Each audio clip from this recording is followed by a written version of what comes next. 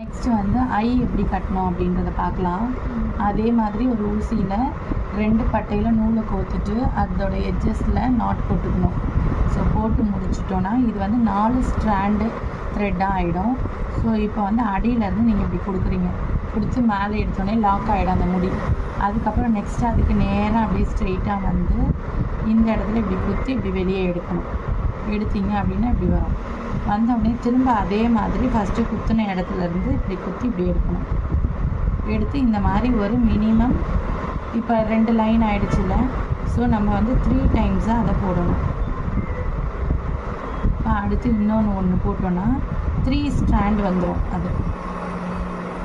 ஓகேவா? இப்போ 3 பட்டை நம்ம போட்டு முடிச்சாச்சு.